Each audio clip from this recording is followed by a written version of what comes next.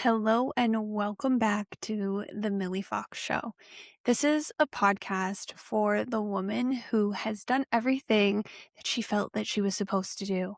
A high achiever like yourself who checked off all of the checklist and yet is looking around at her life and wondering why it doesn't feel exactly how she thought it would feel. And maybe for the woman who's not exactly showing up in her life the way that she actually wants to show up as her whole self, as her true imperfect self. And so, what we talk about on this podcast is how to pop that pressure bubble, how to take off the shackles of overthinking and perfectionism. And we discuss that through a variety of different methods. Maybe it's spirituality, maybe it's something psychological, maybe it's just a story. So, today, I'm going to tell you something that I think you really need to hear. Last week on the podcast, I spoke about the only secret that really truly exists to get more of what you want. And before I went into that, I talked about having healing as an identity, right? And feeling like you are a DIY fix it project. And it was funny, the timing of the episode, because after the episode, I was talking with my coach, one of my coaches, my emotional strengthening coach, in fact, about something that I need to look at in my own journey and some healing that's happening. And I was processing the whole thing, right? Because you don't want healing to be your identity, and yet sometimes healing is really required. And what I landed on, I want to share with you because I think it's going to be a really helpful perspective and reframe for wherever you're at on your journey. So, when you have a wound, nobody can heal that wound for you, right? You can't even really heal the wound for yourself. Healing happens under the right conditions, right? Under the optimal conditions when the body has everything it needs to heal. However, we tend to the wound, right?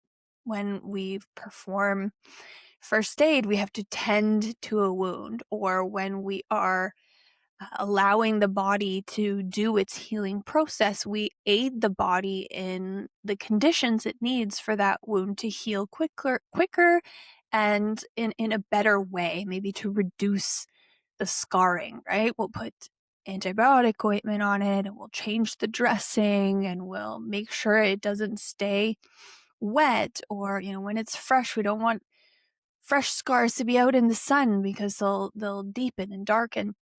So I was thinking about this concept when it comes to our emotions and how even if in the past we have really made healing an identity, we don't want to ignore tending to our wounds, right? And it really doesn't even have to be that intense, doesn't even have to be that deep, because maybe the things that we are dealing with emotionally aren't even something we want to call wounds, right?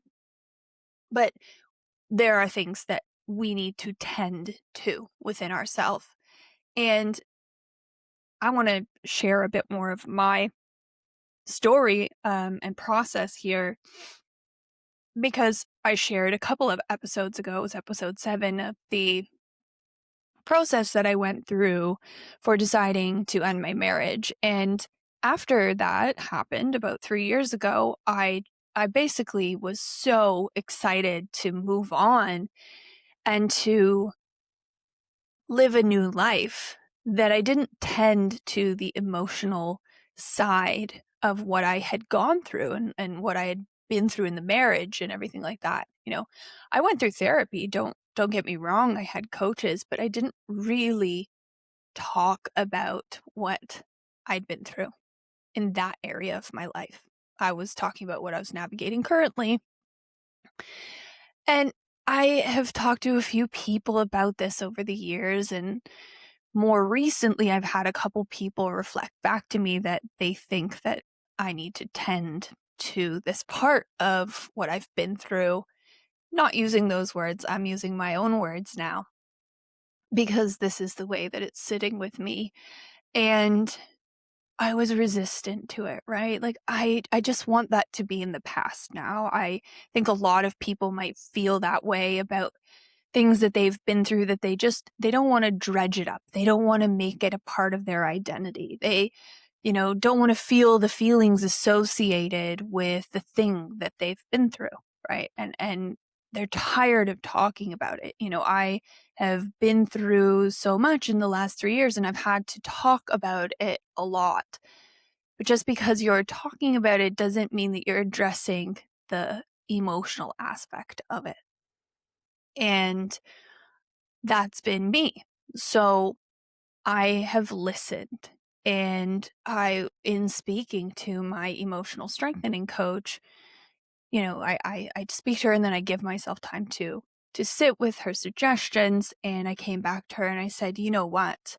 I've realized something. Just because something needs tending to doesn't mean that all of a sudden I'm going back into healing as an identity. And it doesn't mean that I am being the victim or playing the victim. It's simply a form of self-care. And I've been wanting to say this entire time on this recording, but the question that is the absolute most important here for us to ask ourselves, and also goes with the idea from last week's episode about focusing on what you want, not what you don't want, right? I think that was the resistance that I had, was if I'm talking about my feelings and what's happened, I'm focusing on things I don't want to create more of.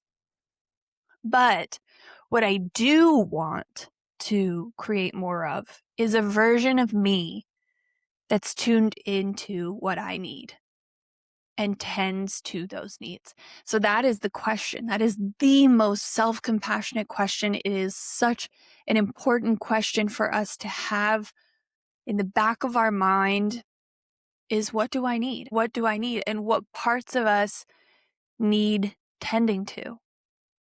So when you're thinking about who you want to be, there's always this question of what is your next level self, and how does she act, and what does she do? What does she prioritize, right? But there's also the question that is very, very important, is what does she need to be able to be that woman? Because otherwise, you are just creating another checklist for yourself to measure up to. If you're not considering all of the parts of you that are involved in you, air quotes, being her now. I want you to sit with this question. What do I need? What parts of me need tending to? Where have I been avoiding tending to myself because I'm telling myself a story that I don't want to focus on that, and I don't want to be the victim, and I don't want to, dredge up those old things again? We can do that while focusing on what we want more of. I know what I want more of. I want to be at peace. I want to feel confident in the way I navigate any kind of conflict.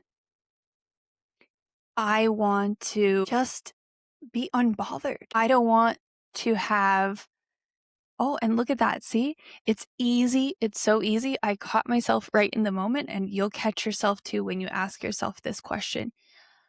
When you ask yourself, what do I need? Do you answer with, well, I don't want the. Or do you think of what you do want instead? So this is kind of a follow-up episode to last week, because it's funny, I almost felt it was a contradiction, because when last week I was saying, sometimes you just got to live your life and focus on what you want, right? And that's what I have been doing. But now I'm here saying sometimes we need to heal. Sometimes it's not about looking back, right? There's the away wall and the towards wall. And if we are looking back, we're focusing on what we're moving away from. And if we're looking forward, we're focusing on the towards wall, right? This is something else that I brought up with my emotional strengthening coach, was this concept that the past is malleable. And looking at the past is not necessarily about looking at what we're running from or ruminating. We can change our perception of the past to focus more on what we wanted to take away from the past. So again, shifting towards a focus of what we want. So instead of looking back and saying, this happened to me and it hurt, we can say that. There's nothing wrong with saying it. But then we can say, this is what happened, and here's where I grew. And here's where I was the hero. And here's where I'm proud of myself. And here's where I demonstrated the qualities that I want to bring more of into the future.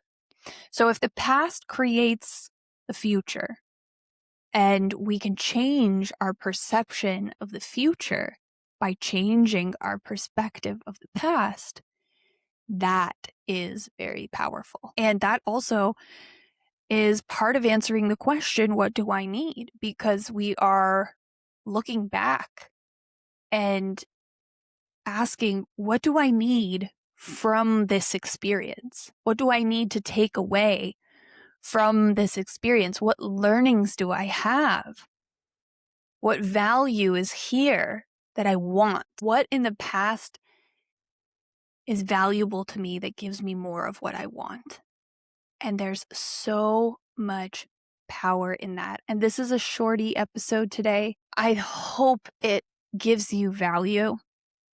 If you enjoyed it, please subscribe, please share, please tag me if you feel so called to post about it on social media at Millie Fox, MILLIFOX. And make sure to come over, say hey, and grab one of the resources at the link in my bio. I've got some really good stuff in the works that I'm creating. So come stick around and keep your eye out. And sending you so much love. Thank you for being here yet again. Episodes come out every Friday. Bye for now.